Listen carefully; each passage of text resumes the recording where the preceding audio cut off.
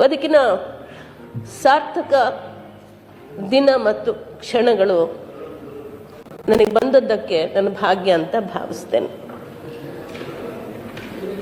ಎಲ್ಲರೂ ಬಹಳ ಶ್ರಮದಿಂದ ಕಾರ್ಯವನ್ನು ನಿರ್ವಹಿಸಿದ್ದಾರೆ, ಪಡೆದಿದ್ದಾರೆ.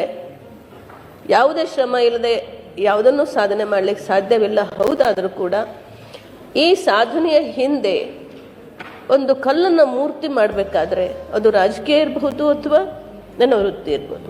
ಬಹಳಷ್ಟು ಜನ ನನಗೆ ಅವಕಾಶಗಳನ್ನು ಕೊಡೋದ್ರ ಮೂಲಕ, ಹೇಳಿಕೊಡೋದ್ರ ಮೂಲಕ, ತಿದ್ದೋದ್ರ ಮೂಲಕ ಕಲಾವಿದೆಯಾಗಿ ರೂಪ ಮಾಡಿದ್ದಾರೆ. ಅದು ರಂಗಭೂಮಿ ಇರ್ಬೋದು. ಅಂದರೆ ನಾನು 1977ರಲ್ಲಿ ನನ್ನ ಮುಖಕ್ಕೆ ಬಣ್ಣ ಹಚ್ಚಿ ಗೆಜ್ಜೆ ಕಟ್ಟಿ ದರ್ಬಾರ್ ಡ್ಯಾನ್ಸರ್ ಮೂಲಕ 50 ರೂಪಾಯಿ ಒಂದು ಸಂಭಾವನೆಯ ಮೂಲಕ ಎಂಟ್ರಿ ಆದವರು ಪೌರಾಣಿಕ ನಾಟಕದಲ್ಲಿ. ಆಗ ನನ್ನ ಮಗ ಇನ್ನು 2 ತಿಂಗಳ ಮಗು ಇದ್ದ. ಇವತ್ತಿಗೆ ಬಹುಶಃ ಇನ್ನೊಂದು ವರ್ಷ ಕಳೆದ್ರೆ ನನಗೆ 69, 6 ತಿಂಗಳು ಕಳೆದ್ರೆ 69 ತುಂಬಿ 70ನೇ ವಯಸ್ಸಿಗೆ ಹೋಗ್ತಾನೆ. ವೃತ್ತಿಗೆ ಬಂದು ಬಹುಶಃ 50 ವರ್ಷಗಳ ಸನಿಹಕ್ಕೆ ಹೋಗ್ತಾನೆ. 70 ಮತ್ತು 50 ಈ 2 ಅನುಭವ.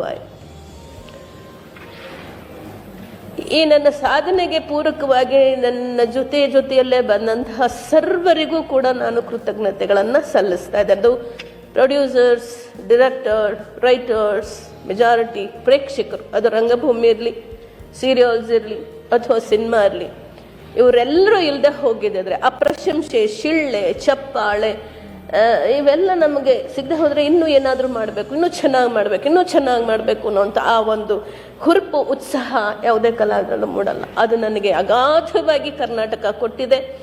ಅದನ್ನು ಬಳಸ್ಕೊಂಡಿದ್ದಾನೆ, ಉಳಿಸ್ಕೊಳ್ಳೋ ಪ್ರಯತ್ನನೂ ಮುಂದೆ ಮಾಡ್ತೇನೆ. ಇಲ್ಲಿವರೆಗೂ ಉಳಿಸ್ಕೊಂಡು ಬಂದಿದ್ದಾನೆ. ಇನ್ನು ರಾಜಕೀಯದಲ್ಲೂ ಅಷ್ಟೇ ಬಂಗಾರಪ್ಪಾಜಿಯವರ ಮಾರ್ಗದರ್ಶನದಲ್ಲಿ ಏನು ಪ್ರವೇಶ ಮಾಡಿದೆ, ತಾವೇ ಹೇಳಿದಾಗ ನೆನಪು ಮಾಡಿದೆ. ಇವತ್ತು ಹುಬ್ಬಳ್ಳಿಯಲ್ಲಿ ಎಲೆಕ್ಷನ್ ನಿಂತಿದ್ರು ಅಂತ 1994. ನಾನು 1992 ರಾಜಕೀಯಕ್ಕೆ ಬಂದೆ. 94ರಲ್ಲಿ ಹುಬ್ಬಳ್ಳಿಯ ರೂರಲಲ್ಲಿ ಜಗದೀಶ್ ಶೆಟ್ಟರ್ ಅವರು, ನಾನು, ಬಸವರಾಜ ಬೊಮ್ಮಾಯಿ ಅವರು, ಇನ್ನೊಬ್ಬರು ಎಂಥದೊಬ್ಬರು ನಿಂತಿದ್ರು. ಅವ್ರ ಜೊತೆಲಿ ಸೆಣಸಾಡಿದ್ದೆ. ಏನು ಗೊತ್ತಿಲ್ಲ, ನನ್ನೊಂಥರ ಏನು ಗೊತ್ತಿಲ್ಲದೆ ಇದ್ರು ಸಹಿತ ಅದನ್ನು ಮಾಡಬೇಕು ಅಂದ್ರೆ ಪ್ರಯತ್ನ ಮಾಡೇ ಬಿಡೋದು ಅಷ್ಟೇ. ಹಂಗೆ ನುಗ್ಗೋದು ಛಾತಿ ನನ್ನ.